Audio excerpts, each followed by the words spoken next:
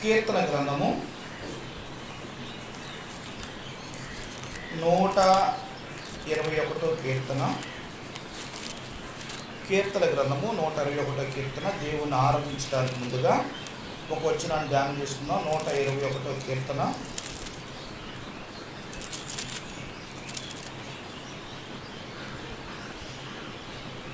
మరి ఒక 5-7 వచనాలు ఉన్నాయి. 7 వచనాలు కూడా మనం మార్చి చదువుకునే వారికి ఉందాం. కీర్తన 121 అధ్యాయము 7 వచనాలు మార్చి చదువుదాం. మొదటగా నేను చదువుతాను, రెండవ వచనం మీరు చదవండి. కొండల తట్టు నా కనులెత్తుచున్నాను, నాకు సహాయం ఎక్కడి నుండి వచ్చును?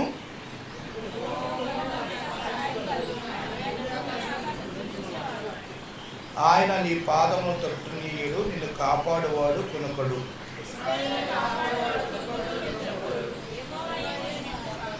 యెహోవాయే నిన్ను కాపాడువాడు, నీ కుడి ప్రక్కన యెహోవా నీకు నీడగా ఉండును.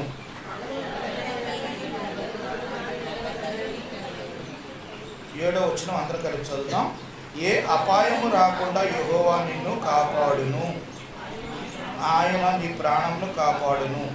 తర్వాత ఇది మొదలుకొని నిరంతరము నీ రాకల పోకల యందు యెహోవా నిన్ను కాపాడును. దేవుని సాయం కోసం చిన్న ప్రార్థన చేసుకుందాం. కీర్తన గ్రంథము 121 కీర్తన అధ్యాయంలో కొన్ని వచనాలు మనం చూసుకున్నట్లయితే, కొండల తట్టు నా కనులెత్తుచున్నాను, నాకు సహాయము ఎక్కడి నుండి వచ్చును? యెహోవా వలనే నాకు సహాయము కలుగును. ఆయన భూమి ఆకాశమును సృజించినవాడు, ఆయన నీ పాదమును తొట్టనియ్యడు, నిన్ను కాపాడువాడు కునకడు. ఇశ్రాయేలు కాపాడువాడు కునకడు, నిద్రపోడు. యెహోవాయే నిన్ను కాపాడువాడు, నీ కుడి ప్రక్కన యెహోవా నీకు నీడగా ఉండును. పగలు ఎండ దెబ్బైనను నీకు తగలదు, రాత్రి వెన్నెల దెబ్బైన నీకు తగలదు. రాత్రి వెన్నెల దెబ్బైన నీకు తగలదు. ఏ అపాయము రాకుండా యెహోవా నిన్ను కాపాడును, ఆయన నీ ప్రాణమును కాపాడును. ఇది మొదలుకొని నిరంతరము నీ రాకపోకల యందు యెహోవా నిన్ను కాపాడు. ప్రియమైన దేవుని బిడ్డలారా, ఈ అంశంలో ఒక భాగాన్ని మనం చూసినట్లయితే మనకి ప్రాముఖ్యంగా ఒక భాగం మనకు కనపడుతుంది. కొండల తట్టు నా కనులెత్తుచున్నాను, నాకు సహాయము ఎక్కడి నుండి వచ్చును అంటే, కొండల తట్టు అంటే కొండలు ఎటున్నాయి? ఆకాశం వైపు. ఆకాశంలో ఎవరున్నారు? ప్రభు అయిన యేసుక్రీస్తు వారు ఉన్నారు. ఆయన వైపు చూస్తే మనకు సహాయం కలిగింది. అందుకని యెహోవా వలనే నాకు సహాయము కలగదు. మనుషుల వల్ల సహాయము కలగదు. మాటలు చెప్తారు కానీ ఎవరు కూడా నీకు సహాయం చేసే సమయానికి ఎవరో నీకు అక్కరకు రారు. అయితే ఎవరి వలన మనకు సహాయం కలిగిందంటే యెహోవా వలనే మనకు సహాయము కలుగును. ప్రియమైన దేవుని బిడ్డలారా, ఈ రోజున మనము దేవుని యొక్క సహాయం పొందుకొని ఇక్కడ ఉన్నాం. ఈ వారంలో ఎన్నో సందర్భాల్లో నిన్ను నన్ను కాచి కాపాడుతూ ఆయన నీకు నాకు తెలియకుండానే, నీకు తెలియదు కానీ ప్రభు నీకు సహాయం చేస్తూనే ఉన్నాడు. అది జ్ఞాపకం ఉంచుకొని మనము మరి దేవుని స్తుతించి ఆరాధించాలని ప్రభు పేరిట మీకు మనం చేస్తున్నాను. ఈరోజు మన అంశ భాగం ఏమనగా, దేవుడే నాకు సహాయకుడు. దేవుడే నాకు సహాయకుడు, ఎవ్వరు కాదు. దేవుడే నాకు సహాయకుడు. ఏ మనుషుల మీద కూడా మనం పడకూడదు. అందుకే దేవుడే నాకు సహాయకుడు అనే అంశం మీద కొన్ని భాగాలు మనం గమనిద్దాం. ఈ రోజున మనకు సహాయం ఎక్కడి నుండి వస్తుందండి? యెహోవా వలనే మనకు సహాయము కలుగును. దేవుని వలనే మనకు సహాయం కలిగింది కానీ మనుషుల వలన, రాజుల వలన, అధికారుల వలన మనకు సహాయం కలగదు. చాలామంది రాజకీయ నాయకుల దగ్గరికి వెళ్తారు. చాలామంది ఏం చేస్తారంటే వారి విన్నత పత్రాలు వారికి ఇస్తారు. ఇచ్చి అయ్యా మాకు ఇది అక్కర ఉంది, ఈ కొరత ఉంది, పెన్షన్ రావట్లేదు, నాకు ఏదో సమస్య, నా భూమి సమస్య, ఏదో ఒక సమస్య అని వారికి చెప్పుకుంటారు. వారు ఏమంటారంటే అలాగమ్మా చూద్దామమ్మా చేద్దాం అని అంటారు. వెళ్ళగానే ఆ కాగితాలు ఏం చేస్తారు? పక్కన పెట్టేస్తారు. కానీ మనుషులు నమ్ముకోవటం వల్ల ఏమీ కాదు. అయితే ప్రభు వారు ఇక్కడ ఒక మాట చెప్తున్నారు. కీర్తన గ్రంథము 96 కీర్తన ఒక మాట చూద్దాం. కీర్తన 96 కీర్తన 4-5 వచనాలు చదువుదాం.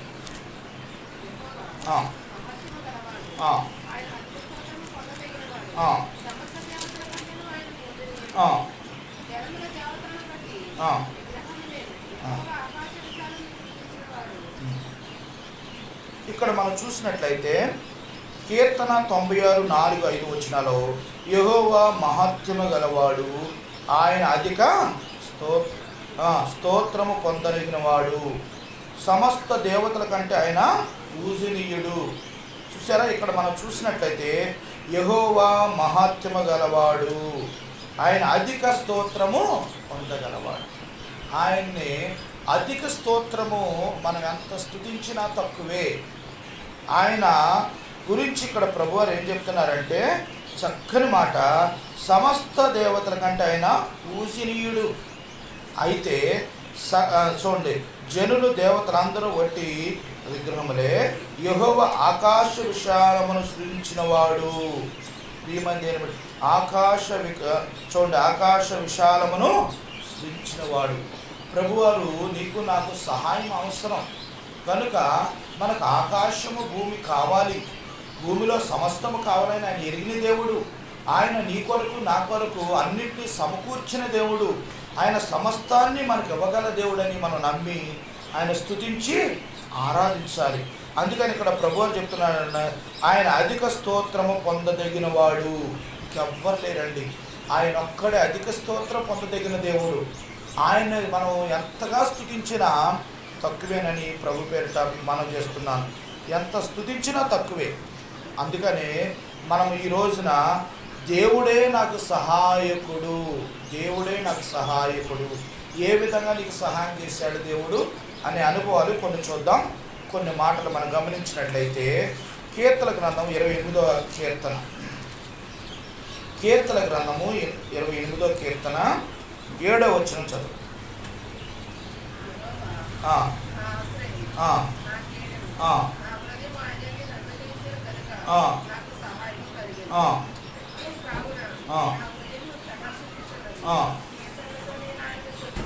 అది అర్థమైందండి. ఇక్కడ దావీదు మహారాజు ఒక చక్కని కీర్తన పాడుతూ వస్తున్నాడు. ఏమని పాడుతున్నాడంటే, యెహోవా నా ఆశ్రయ దుర్గమ. చూడండి, గొప్ప మాట. యెహోవా నా ఆశ్రయము, నా కేడము, నా హృదయం ఆయన యందు నమ్మకించును గనుక నాకు సహాయము కలిగెను. మనము ఆయన యందు ఎప్పుడైతే నమ్మకం ఇస్తామో, ఎప్పుడైతే ఆయన మీద ఆధారపడతామో, ఆయన మనకేం చేస్తాడు? సహాయము చేస్తాడు. సహాయము చేయగల దేవుడు. అందుకనే ఇక్కడ ప్రభువారు అంటున్నారు కదా, కావున నా హృదయము ప్రహర్షించుచున్నది. చూడండి, కీర్తనతో నేను ఆయనను స్తుతించుతున్నాను. అందుకనే యెహోవాయే మనందరికీ ఎన్నో మేలులు చేశాను అనే పాట పాడుకుంటూ వచ్చాం. ప్రియమైన దేవుని కీర్తనలతో ఆయన ఏం చేయాలి? మనం స్తుతించి గణపరిచి మహింపరచాలి. ప్రియమైన దేవుని బిడ్డారా, ఈ రోజున ఎవరైతే ఆయన యందు చూడండి ఆయన యందు నమ్మకం ఉంచుతారో వారికి దేవాది దేవుడు అన్యాయం చేసే దేవుడు కాదు, ఆయన సహాయము చేయగల దేవుడని మనం నమ్మి స్తుతించాలి.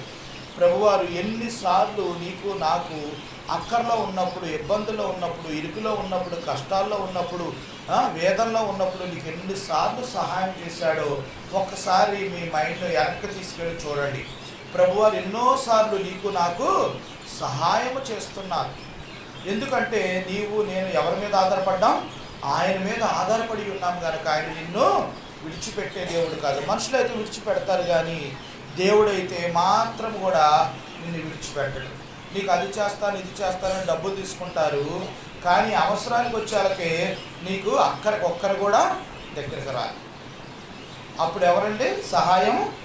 దేవుడే సహాయం. లాస్ట్కి డాక్టర్లు కూడా మనకు సహాయం చేయలేరు. లాస్ట్ ప్రాణాపాయ స్థితిలో ఉన్నప్పుడు డాక్టర్లు కూడా చేయలేస్తారు. నా వల్ల కాదండి, నా ప్రయత్నం నేను చేశాను, తర్వాత దేవుడు చిత్తం, ఆయన కృపంటే బ్రతుకుతాడండి, లేకపోతే లేదండి అంటారు. ప్రియమైన దేవుని వింటారా, లాస్ట్కి సహాయం చేసేది ఎవరండి? దేవుడే. అది మర్చిపోకూడదు. అది మర్చిపోకుండా దేవుని మనం ఏం చేయాలి? ఆత్మతో సత్యముతో ఆరాధించాలి. ప్రభువా, ఈ రోజున నేను ఇక్కడ కూర్చున్నానంటే మరి నాకు ఎన్ని విషయాల్లో మీరు నాకు సహాయం చేస్తూ వచ్చారు. నీ మీద ఆధారపడినందుకు నన్ను సిగ్గుపడలేదు ప్రభా. నన్ను తల లేవనెత్తి నన్ను ప్రభా నన్ను మీకు మహిమ తెచ్చే బిడ్డగా నన్ను చేస్తూ నాకు సహాయం చేస్తున్న దేవా, మీకు వందనాలు స్తోత్రాలని మనం ఏం చేయాలి? దేవుణ్ణి స్తుతించి ఆరాధించాలని ప్రభు పేట మీకు మనం చేస్తున్నాను. ఇది మొదటి అనుభవం. రెండో అనుభవం చూద్దాం. చూడండి, 54వ కీర్తన. 54వ కీర్తనలో ఒక మాట ఉంటుంది. 54వ కీర్తన 4వ వచనం.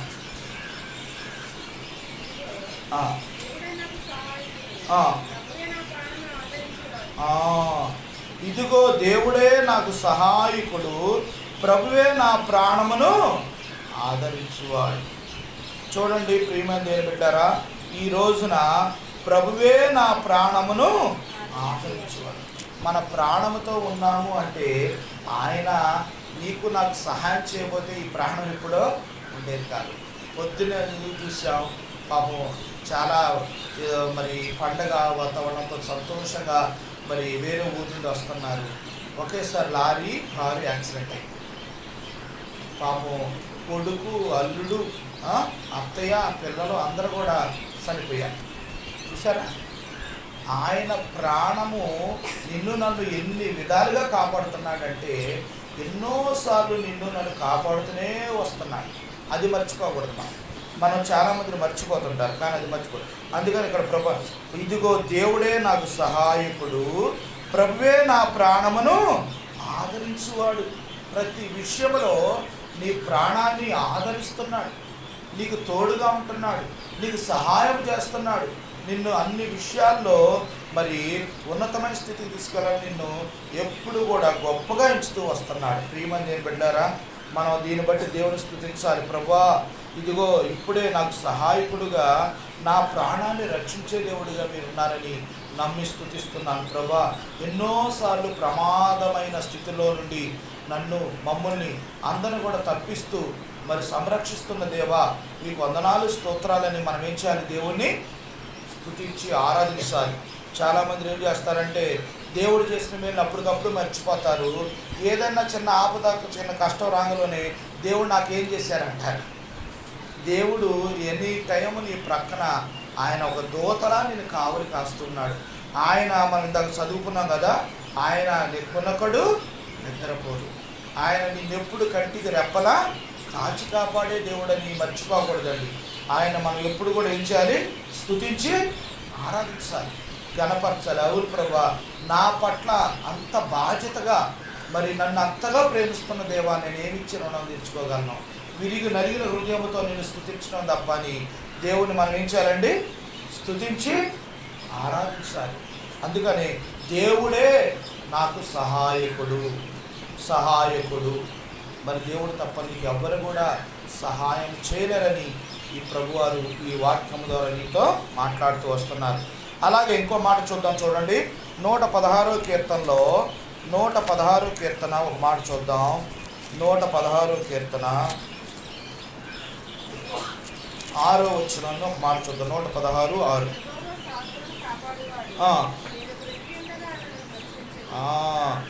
యెహోవా సాధువులను కాపాడువాడు, నేను కృంగి ఉండగా ఆయన నన్ను రక్షించను. చూడండి, సాధువులు అడవులలో ఉంటారు. వాళ్ళు ఎవరో వాళ్ళకి ఇదిగా ఉంటారు, కానీ వాళ్ళు దేవుని మీద ఆధారపడతారు. ఒక దైవజనుడు ఒక అడవిలోకి వెళ్ళినప్పుడు ఒక ఆయన కనపడ్డాడట. ఆయన సాక్ష్యం ఇస్తూ వస్తున్నాడు.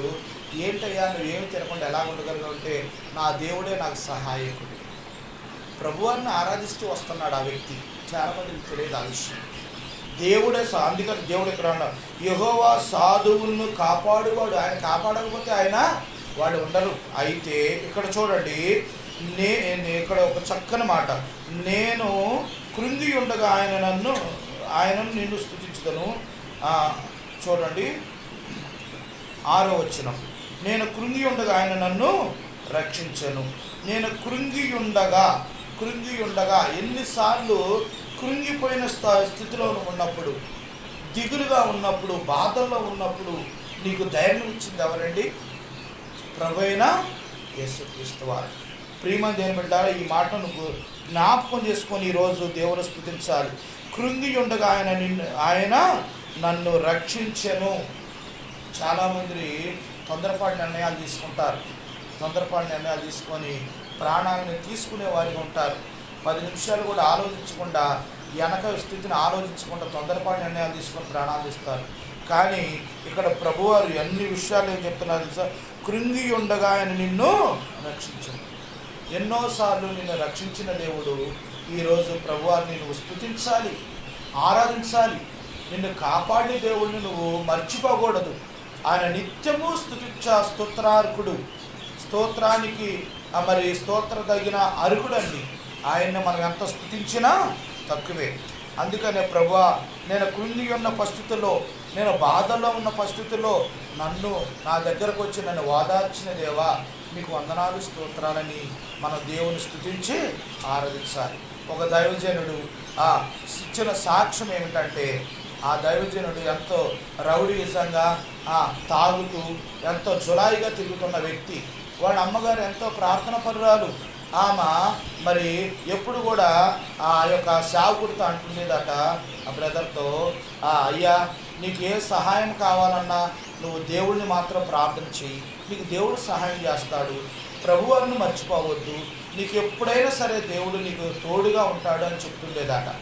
అయితే ఆయన ఈ చెవిన విడిచిపెట్టి రౌడీజంగా తిరగటం, దొంగతనం చేయటం, ఇలా రకరకాల ప్రయత్నాలు చేస్తూ ఉండేవాడు ప్రభుని అంగీకరించకముందు.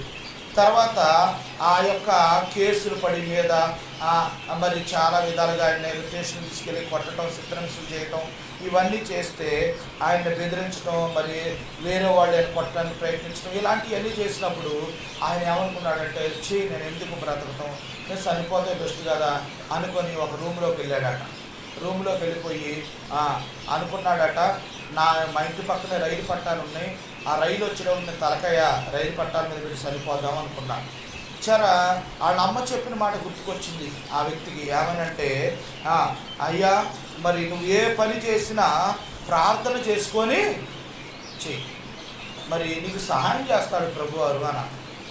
అయితే లాస్ట్గా చచ్చిపోదాం అనుకుంటున్నా కదా, మా అమ్మ చెప్పిన మాట నేను ఎందుకు తోసేయాలి, మా అమ్మ చెప్పినట్లే నేను చేద్దామని ఆయన్ని రైలు పక్కన ఇల్లుంటే ఆ ఇంట్లోకి వెళ్ళి వెళ్ళి మోకరించి కళ్ళు మూసుకొని యేసయ్యా అని ప్రార్థించిందాట. ప్రార్థించిన వెంటనే ఆ యొక్క ఇల్లంతా కూడా వెలుగుమయంతో నింపబడ్డదాట. బాగా విపరీతమైన వెలుగుతో నింపబడ్డదాట. నింపబడి ప్రభువారు ఆయనతో మాట్లాడటం మొదలెట్టాడు.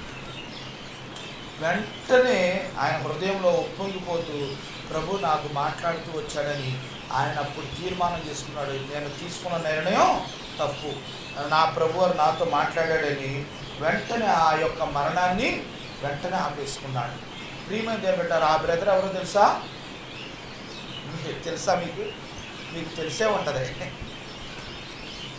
ఆ బ్రదర్ ఎవరో కాదు, మన దగ్గర సేవ చేసి వెళ్ళిన సుధాకర్ అన్న. ఆయన సాక్ష్యమే ఈ సాక్ష్యం. అన్న ఎంత భయంకరంగా చెప్పాడంటే, ఆడ బియ్యం లేకపోతే ఆ గూడ్స్ రైలు మీద కోటా బియ్యం వెళ్తుంటే, ఆ కోటా బియ్యానికి స్లోగా ఇది కదా, విజయవాడ రైల్వే స్టేషన్లో స్లోగా వెళ్తుంటాయి, వెనకుండి ఆ యొక్క దబ్బడంతో ఇలా పొడిసి ఆ బియ్యం కారుతుంటే, ఆ బియ్యం దగ్గరికి వెళ్ళి ఆ బియ్యం కుప్పలు కారుతుంటే ఆ బియ్యం ఎత్తుకుంటే ఒక పక్క పందులు వచ్చి తినేయాలి. పందులు నల్లించుకుంటే బియ్యం ఎత్తాడు. చూసారా? ఆయన చెప్తుంటే చాలా బాధేసింది. ప్రియమైన దేవుని బిడ్డలారా, నిజంగా ఈ రోజున మనకు సహాయం చేసేది ఎవరండి? ప్రభువారే. ఆ రోజున కృంగి ఉన్న సమయంలో ఆయన తీసుకున్న నిర్ణయం తప్పు. ప్రభు దగ్గరకు వచ్చాడు, వెంటనే ప్రభువారు ఆయనకి సహాయం చేస్తూ వచ్చాడు. మరి ఈ రోజున నీవు నేను మనందరం కూడా కృంగి ఉన్న సమయంలో నీకు సహాయం చేయగల దేవుడు ఎవరండి? ఎవరు? ప్రభు అయిన యేసుక్రీస్తు వారిని మర్చిపో మాకు. దాన్ని బట్టి దేవుని మనం స్తుతించి ఆరాధించాలి, ఘనపరచాలి, మహిమపరచాలని ప్రభు పేరిట మీకు మనం చేస్తున్నాను. ఇది మరి 3వ అనుభవం, 4వ అనుభవంగా మనం చూస్తూ వచ్చాం. 5వ అనుభవం చూద్దాం. చూడండి, కీర్తన యెషయా గ్రంథము 41. యెషయా గ్రంథము 41 10 41:10.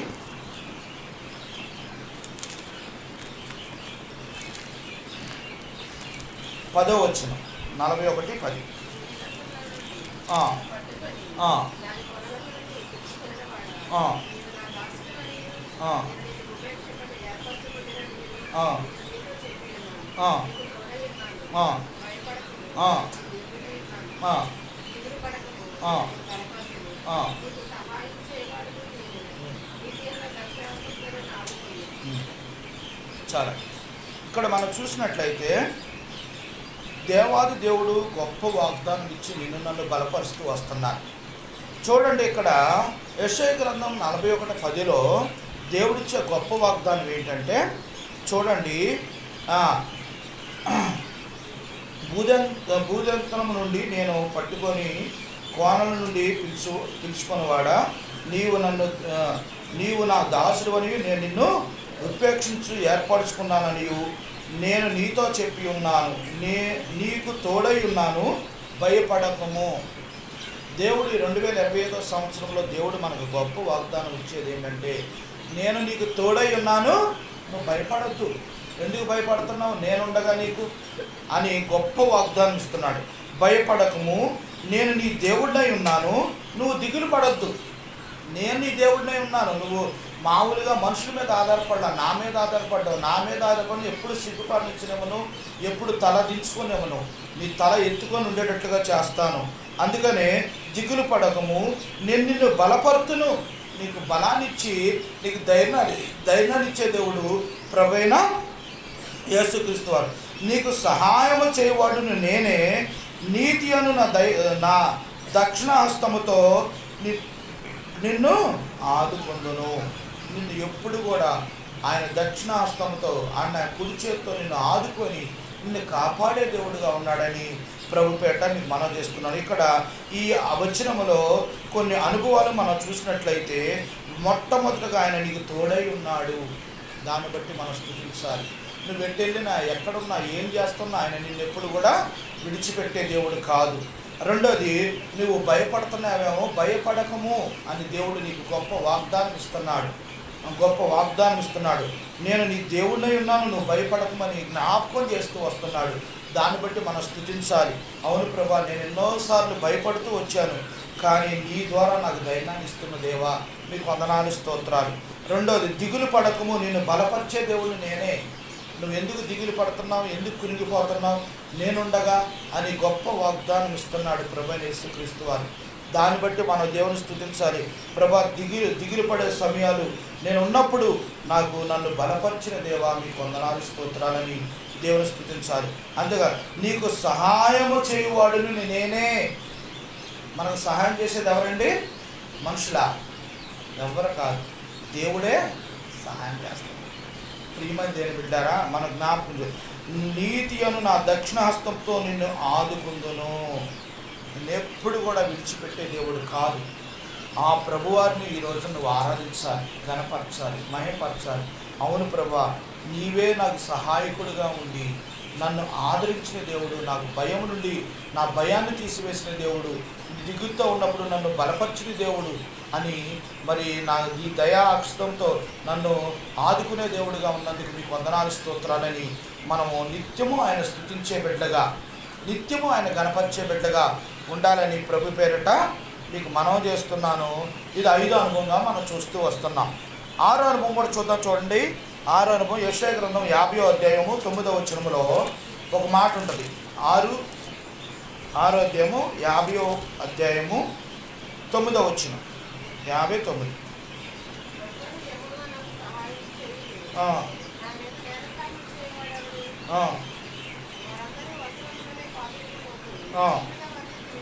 అర్థమైందండి.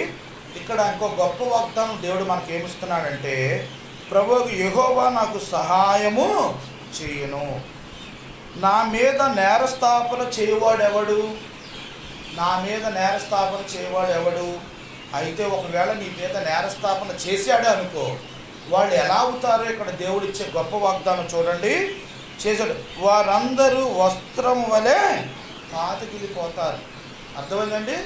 నీవు తప్పు చేయకుండా నువ్వు నీ మీద వాడు నిందలు వేశారనుకోండి, నేరస్థాపన చేశారనుకోండి, దేవాది దేవుడు వాళ్ళ క్లాత్ని గుడ్ని ఏ విధంగా పాతికిల్లిపోతుందో ఆ విధంగా వారి జీవితం కూడా పాతికిల్లిపోతుంది. అయితే ఇక్కడ చూడండి, పాతికిల్లిపోదురు, చెమ్మట వారిని తుప్పు వారిని తినివేసినట్లుగా తినివేస్తుంది. వారికి తెలియదు దేవుడు నా బిడ్డను ముట్టినవాడు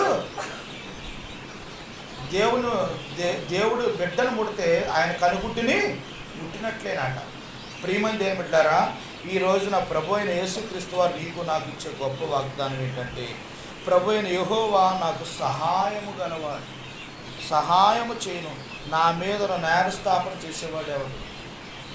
ఎవరైనా సరే దేవుడే తనకు తీర్పు తీరుస్తాడు. మనం ఏం చేయాలంటే వారి మీద మరి మనం తీర్పు తీర్చకుండా మౌనమై ఉంటే చాలు, దేవుడే వాళ్ళకి తీర్పు తీరుస్తాడు. ప్రియమైన దేవుని బిడ్డారా, ఈ రోజున నీకు నాకు ఇచ్చే గొప్ప వాగ్దానం ఏంటంటే, దేవుడే నాకు సహాయకుడు. నీకు దేవుడు తప్ప ఎవరు లేరు, ఎవరు నీకు సహాయం చేయరు, దేవుడే నీకు సహాయం చేస్తాడు. అందుకనే మనుషులు నమ్ముకుంటు కంటే, అధికారులు నమ్ముకుంటు కంటే, రాజు నమ్ముకుంటే ఎవరు నమ్ముకుంటే మంచిది? యెహోవాను నమ్ముకుంటే మంచిది. అర్థమైందండి? దేవుడే నీకు నాకు సహాయం చేసేదని నమ్మి దేవుని మనం స్తుతించి ఆరాధించాలి, గణపరచాలి. ఆ రోజున బ్రదర్ భక్సింగ్ గారు ఒంటరిగా ఆయన విడిచిపెట్టి వెళ్ళిపోయారు. వాళ్ళ కుటుంబ సభ్యులు అందరూ దేవుణ్ణి నమ్ముకుంటే మాకు వద్దు అన్నారు. వెంటనే ఆయన కూడా దేవుడి మీద ఉన్న ప్రేమతో, దేవుడు పిలుచుకున్నాడన్న భక్తితో ఆయన కూడా వెనక్కి తిరుగుతూ వచ్చాడు. ఎవ్వరు లేరు ఆయన సహాయం చేసేవాళ్ళు. రోజంతా కూడా ఆ యొక్క వీధుల్లో తిరుగుతూ కరపత్రాలు అమ్ముతూ ఆ కరపత్రాలు ఇస్తూ ఎంత చేసినా ఒక్కరు కూడా రక్షణ పొందలేదు. ఎవ్వరు కూడా పిలిచి మంచినీళ్ళు ఇవ్వలేదు, ఏ టిఫిన్ కూడా పెట్టలేదు. కానీ దేవుని దగ్గరికి వెళ్ళి ప్రార్థన చేస్తూ వచ్చాడు. ప్రభువా, నాకేంటి పరిస్థితి? నువ్వు పిలిస్తే కదా నేను వచ్చింది, నాకు ఎవరు సహాయం చేయట్లేదు అని అడిగినప్పుడు, నీవెవరు చేయమన్నారు నిన్న అంటాట ప్రభువా, నా పర్మిషన్ లేకుండా నేను ఎవరు చేయమన్నారు. చాలామంది తొందరపాటు నిర్ణయాలు తీసుకొని దేవుని యొక్క పనిని వారి సొంత పనిలాగా చేస్తూ వస్తుంటారు. అప్పుడు దేవుడిచ్చే అనే మాట ఏంటంటే, ఎవరు చేయమన్నారు నిన్ను, నన్ను అడిగావా? అప్పుడు వెంటనే భక్సింగ్ అన్న ఒక మాట అన్నాడు. అంటే ఏమన్నాడు తెలుసా? సారీ ప్రభా, క్షమించండి, ఇక నుండి ఏది నిన్ను అడగకుండా నేను చెయ్యను ప్రభువా అన్నాడు. ఆ రోజు నుంచి ఆయన చనిపోయేంత వరకు కూడా ఏ రోజు కూడా ఆయన దేవుణ్ణి అడగకుండా ఆయన ఏ పని చేయలేదు. లాస్ట్కి ఆయన గడ్డం చేసుకోవాలి, బ్లేడ్ కొనుక్కోవాలన్నా సరే ఆయన జేబులో రూపాయి ఉంది, కొనుక్కోవచ్చు బ్లేడ్ వెళ్ళి, కానీ దేవుణ్ణి అడిగేవాడట. దేవుడు సమాధానం ఇస్తేనే వెళ్ళి ఆ బ్లేడ్ కొనుక్కొని వచ్చి షేవింగ్ చేసుకునేవాడట. అంత గొప్పగా వాడబడిన దైవజనుడు బ్రదర్ భక్సింగ్ గారు. దేవుడు తనను ఏర్పాటు చేసుకుంటూ వచ్చాడు. ప్రియమైన దేవుని బిడ్డారా, ఈ రోజున ఆయనకు సహాయం ఎవరు చేశారండి? వాళ్ళ తల్లిదండ్రులు, వారి కుటుంబ సభ్యులు, వారి బంధువులు, స్నేహితులు, వారి యొక్క కుల సభ్యులు, ఇరుగు పొరుగు వారు చేశారా?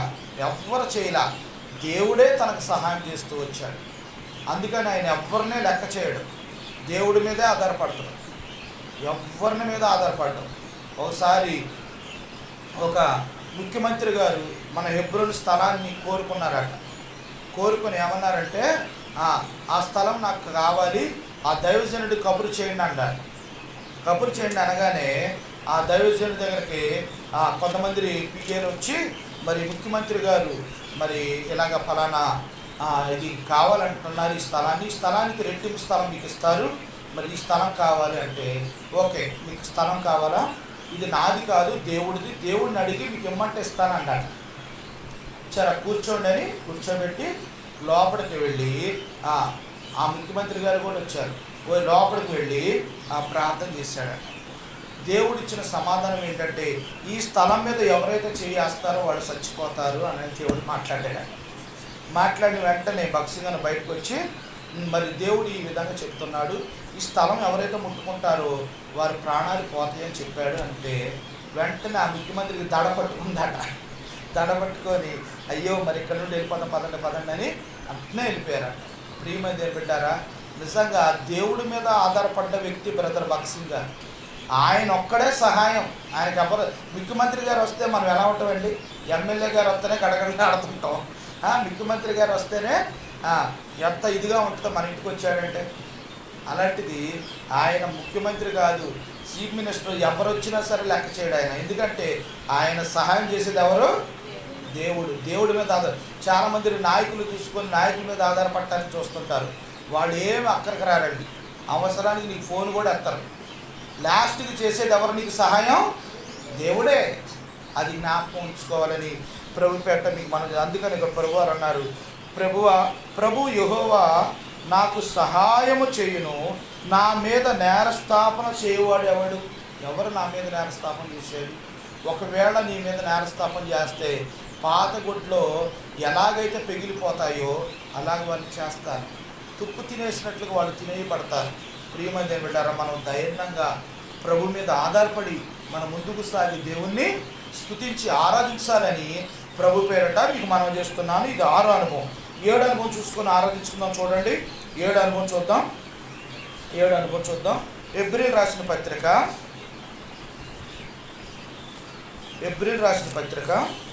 13వ అధ్యాయము 6వ వచనం.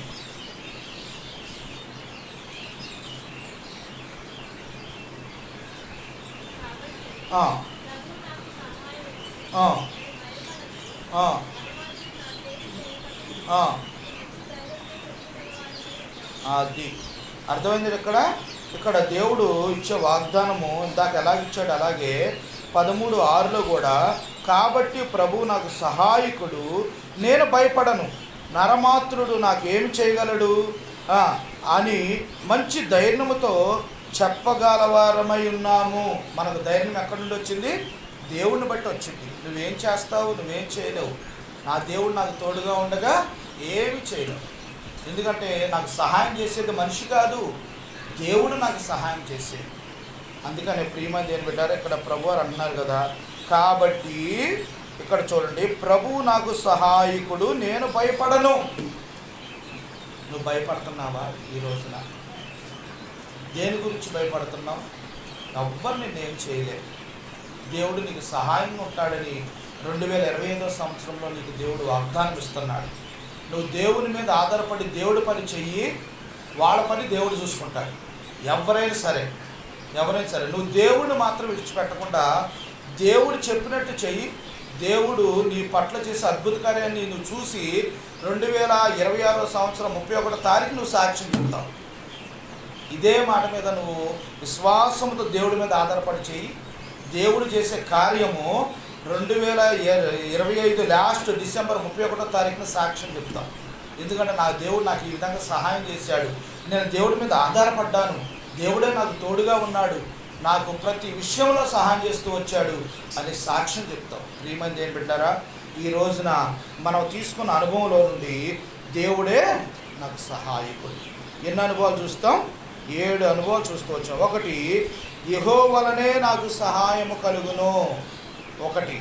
2, ఆయన యందు నమ్ముచున్నాను కనుక నాకు సహాయము కలిగెను. 3, చూడండి, ఇదిగో దేవుడే నాకు సహాయకుడు, ప్రభువే నా ప్రాణమును ఆదరించేవాడు. నీ ప్రాణాన్ని కాపాడేది ఆయనే, అందుని బట్టి దేవుని స్తుతించాలి. 4 అనుభవం, నేను కృంగి ఉండగా ఆయన నన్ను రక్షించాను, నాకు సహాయం చేశాను అని దాన్ని బట్టి స్తుతించాలి. 5 అనుభవం ఏంటంటే, నీవు నా దాసుడు అనియు, నేను నిన్ను ఏర్పరచుకున్నాననియు, నేను నీకు తోడై ఉన్నానను, భయపడకము, దిగులు పడకము, నిన్ను బలపరుతును, నీకు సహాయము చేయవాడును నేనే. భయపడొద్దు, దిగులు పడొద్దు, నీకు సహాయం చేయవాడును నేనే. తర్వాత 6 అనుభవం, ప్రభు యెహోవా నాకు సహాయము చేయును, నా మీద నేరస్థాపన చేయవాడు ఎవడు అని ప్రభు చెప్తున్నాడు. దాన్ని బట్టి దేవుడు. 7 అనుభవంలో, కాబట్టి ప్రభు నాకు సహాయకుడు, నేను భయపడను, నరపాత్రుడు నన్ను ఏం చేయగలడు? చూడండి, చేయగలవాడునని మంచి ధైర్యంతో నేను చెప్పగలను. నాకు దేవుడు సహాయం చేస్తారని మంచి ధైర్యంతో సాక్ష్యం ఇవ్వగలను. శ్రీమంది ఏం బిడ్డారా, ఈ రోజున 7 తలంపుల్ని మనం తలపోసుకుంటూ దేవుని గణపరుస్తూ, మరి నేను నిన్నటి నుండి నెహెమ్యా చెప్తూ వచ్చాడు, ఆరాధన వర్తమానంలో తీసుకున్న తమ్ముడు అని. చెప్పినప్పుడల్లా కాడి నుండి రాత్రి నుండి ప్రార్థన చేస్తున్నా, నాకు వాక్యం రావట్లా. నాకు ఏది చెప్పాలో అర్థం కావట్లా. ప్రభు ఏం చెప్పాలి అని ప్రభు దగ్గర ప్రార్థన చేస్తున్నాను, వాక్యం చూస్తున్నాను, ప్రార్థన చేస్తున్నాను. అప్పుడు దేవుడు మరి లాస్ట్ మూమెంట్లో 8:30కే ఈ వాక్యం నాకు కనపడుతూ వచ్చింది. దేవుడు నాకు సహాయకుడు అనే వాక్యం. వెంటనే ఆ వాక్యం మీద ప్రభుని అడిగి కొన్ని తలంపులు ధ్యానం చేసుకుంటూ వచ్చాను. ప్రియమైన దేవుని బిడ్డలారా, ఆ మాటలే, ఆ దేవుడిచ్చిన తలంపులే మీతో పంచుకుంటూ వచ్చాను. దాన్ని బట్టి దేవుడు నిన్ను నన్ను సహాయం చేశాడని నమ్మి మనందరం కూడా ఆత్మతో సత్యముతో మనం ఆయన ఆరాధించాలని ప్రభు పేరిట మీకు మనం చేస్తున్నాను. మరి ఈ వాక్యము, చిన్న వాక్యము దేవుడు దీవించుగాక. మనం అందరం కూడా మరి ఆరాధించేవారిగా మనం ఉందాం. అయితే ఒక పాట పాడుకుందాం. పాట పాడేటప్పుడు మరి సండే స్కూల్కి వెళ్తారు. మరి రండి. మరి మొదటగా సండే స్కూల్